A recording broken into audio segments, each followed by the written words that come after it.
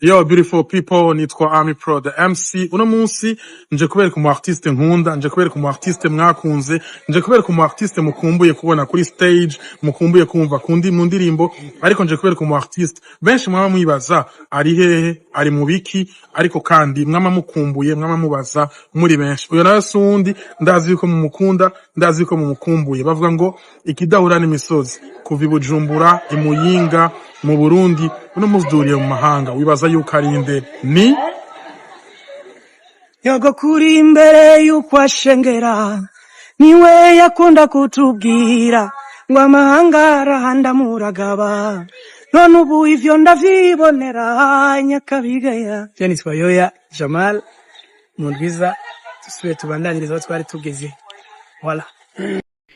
Umuririmbyi Issa Yoya Jamali agiye kugaruka mu muziki w'u Burundi, afise byinshi ariko arategurira abakunzi b'umuziki w'u Burundi, haba indirimbo nshasha ndetse n'ibiteramo yimirije gukora mu gihugu cyo Burundi. Reka tubaramutse twongera tubipfuriza amahoro y'Imana akomeze kugenda abana namwe mwebwe mwese mudahengeshanya gukurikirana ibiganiro ndetse n'amakuru tugenda dushikiriza kuri ino mbonesha kure yacu ariyo yanyu y'Ikirere Media.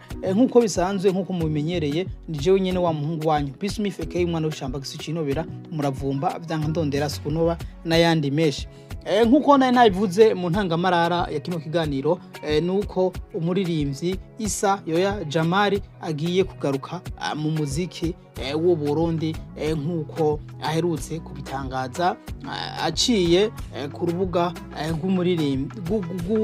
rw'umunyamakuru Ami Pro the MC asanzwe abarizwa mu gihugu cy'Ububirigi.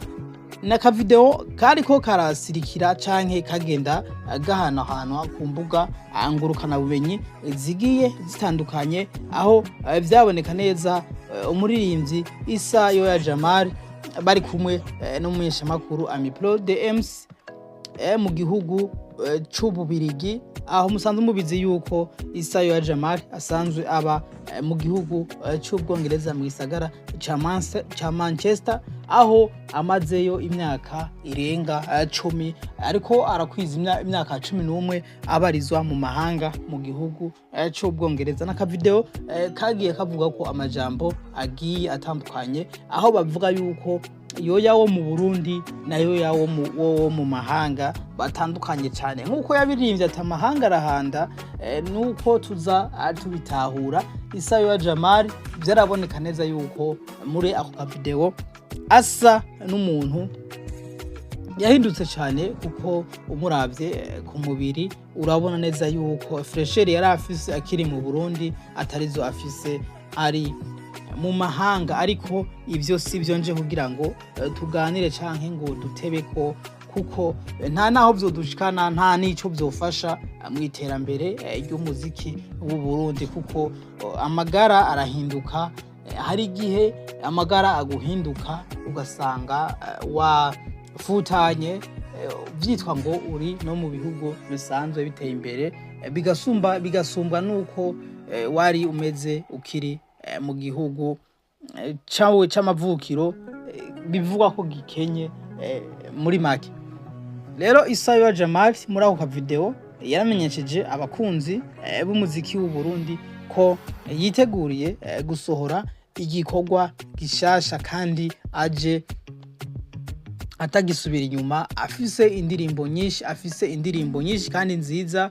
Yizera neza yuko abamukunze kiriya gihe n'ubu bazokomeza kugenda bamukunda mu bikorwa agiye gukora bigiye bitandukanye, haba mu ndirimbo ndetse n'ibiteramo yimirije mu gihugu cy'u Burundi. Ni navyo bashoboye kuganira na Ami Pro the MC muri ako video gatoya bashoboye gushira ku mbuga ngurukana bumenyi zigiye zitandukanye. Tubandanya nano makuru yacu canke kino kiganiro cacu, mu ndwi iheze imbere ya Stade Intwari harabaye igiteramo bise isoko ry'umuco. Ni igiteramo cari categuwe na Renox Company isanzwe ifise na Renox TV. Ni igiteramo cahuriyemwo abaririmbyi bagiye batandukanye kandi bashoboye muri Buja Flavor canke muri 257.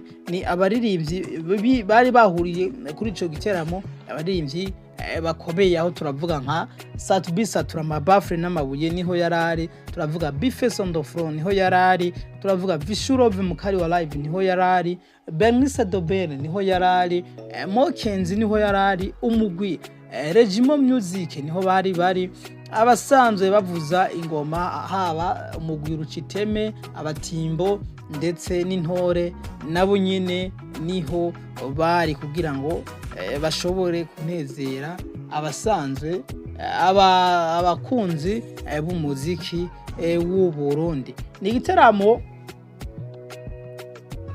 cabaye ku munsi wa gatandatu igenekerezo rya mbere Myandagaro uno mwaka turimwo